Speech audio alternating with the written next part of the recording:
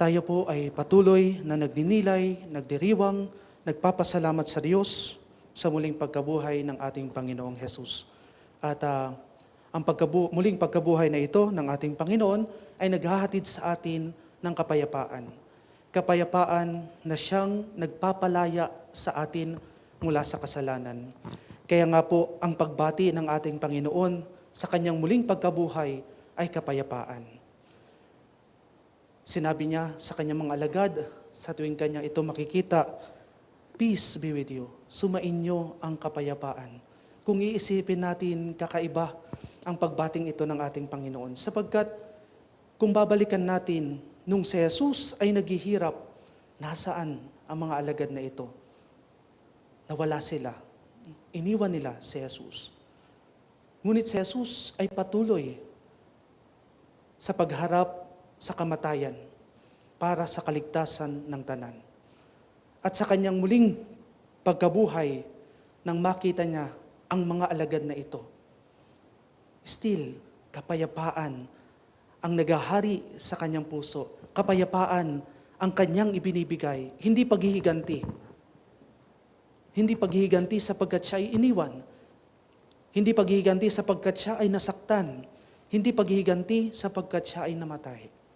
Kundi ang ibinibigay ng Panginoon ay kapayapaan. At tunay na ang kapayapaan na ito, na ipinagkakaloob ng Diyos, ay nagdudulot sa atin ng bagong buhay. Buhay na pang magpakailanman. At ito ay nagmumula sa dakilang pagmamahal ng Diyos. At ang ating ebanghelyo ngayon ay naghahayag sa atin ng dakilang pagmamahal na ito ng Diyos. For God so loved the world. Tunay na tayo ay minamahal ng Diyos. Sa ebanghelyong ito, sinasabi sa atin na ang pagmamahal ng Diyos ay hindi lamang para sa iilan. It is for the world and for all of us. At napakagandang pagnilayan kung babalikan niyo po ang logo ng Year of Mercy, na kung saan sa logo na ito, meron tayong larawan ni Jesus na akay-akay si Adan. Si Jesus, inaakay si Adan. Si Adan, ang kanyang, he represents the whole humanity.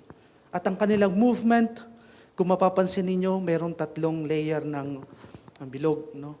Na mula sa mas madilim patungo sa liwanag. Kaya ang movement ni Jesus, akay-akay si Adan, mula sa madilim patungo sa kaliwanagan. At ito rin ang pagkilos ng Diyos. Nung naparito si Jesus, nakipamuhay siya sa atin upang sa kadiliman ng buhay na ito, tayo ay kanyang akayin patungo sa kaliwanagan. Ito ang pagkilos ng Diyos. Inahon tayo mula sa kadiliman. Ganyan tayo kamahal ng Diyos. At ang pagmamahal na ito, nagdudulot sa atin ng bagong buhay, ng liwanag. Kaya nga naman, sinasabi sa atin ng ating ebanghelyo ngayon, tayo ay minamahal ng Diyos. Tayo ay tinuring na kanyang anak. Kaya tayo ay anak ng liwanag. We are children of light.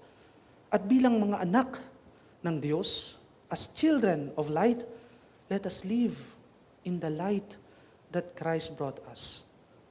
Mamuhay tayo ng naaayon sa kalooban ng Diyos. Ito ang pamumuhay sa liwanag na ipinagkakaloob ng Diyos.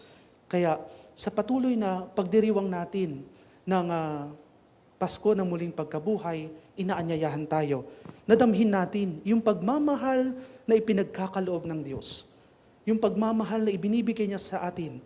Yung pagmamahal na nagbibigay sa atin ng bagong buhay. Buhay na walang hanggan. Buhay na kung saan makakapiling natin ang Diyos. Buhay na tunay na naroroon ang kagalakan sapagkat kapiling natin ng Diyos. At ang pagmamahal ng Diyos ay nagbibigay sa atin ng liwanag. Liwanag upang makita natin ang ating daraanan. Liwanag upang makita natin ang ating kailangang tahakin na daan. Liwanag na siyang nagpapakita sa atin ng ating tunay na halaga. We are children of God. We are children of light. Let us live according to the will of God.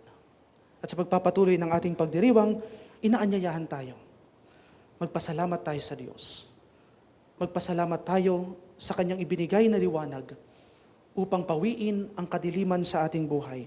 Magpasalamat tayo sa walang hanggang pagmamahal ng Diyos, sa dakilang pagmamahal ng Diyos na Kanyang ibinigay sa atin upang maibalik ang ating tunay na halaga. Halaga na tayo nga ay Kanyang tunay na anak ng Diyos.